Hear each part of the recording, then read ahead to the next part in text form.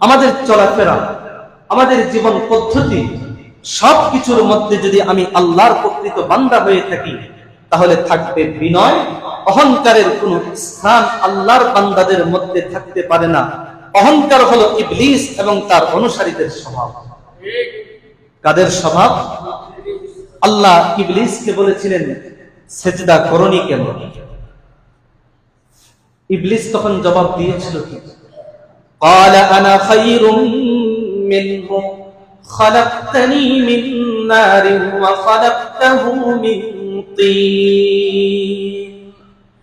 হে আল্লাহ, আপনি আদমকে সেজদা করতে বললেন, আদমকে সেজদা করব ঠিক, কিন্তু এই আদম থেকে তো আমি শ্রেষ্ঠ।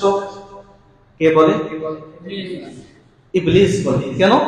খলাকতানি মিন নার ওয়া খলাকতাহু মিন তিন।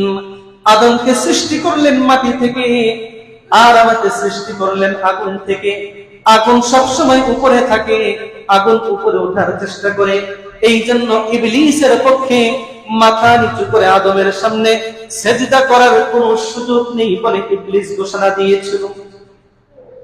বিনিময়ে তার ঠিকানা কি হয়েছিল? আল্লাহ রাব্বুল আলামিন তাকে বলেছিলেন, ক্বালা ফাখরুজ মিনহা ফাইন্নাকা রাজীম।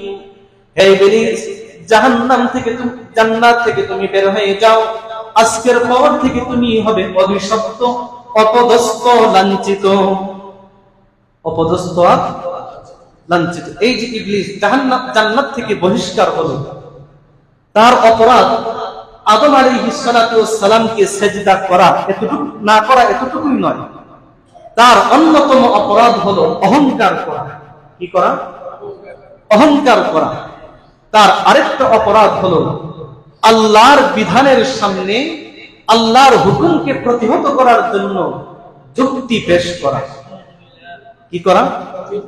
যে আপনি যে আমাকে আদমকে সেজদা করতে বললেন, এটা আসলে যুক্তিসঙ্গত নয়, এটা আসলে বাস্তবসম্মত নয়। বাস্তবে ইবলিস আদমকে সেজদা করবে, এটা আসলে যুক্তি সমর্থন করে না। কার কথা? ইবলিসের কথা। এজন্য যারাই আজকে আল্লাহর বিধানের সামনে যুক্তির অবতারণা করবে, যুক্তি পেশ করে বলবে যে আল্লাহর ওই বিধানটা যুক্তিসম্মত নয়, আল্লাহর ওই বিধানটা বাস্তবসম্মত নয়, আকল সমর্থন করে না, বিবেক সমর্থন করে না, তারা মুমিন হলেও প্রকৃত পক্ষে তারা কার অনুসারী হবে? কার অনুসারী?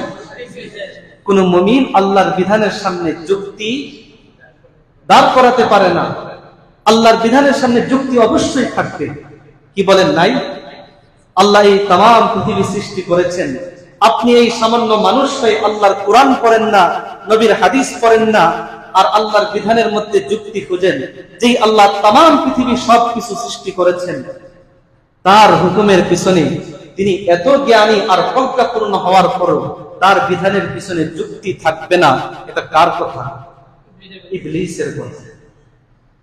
এজন্য অহংকার, এটা ছিল ইবলিসের গুণ, আর এই কারণেই সে জান্নাত থেকে বের হয়ে এসেছে।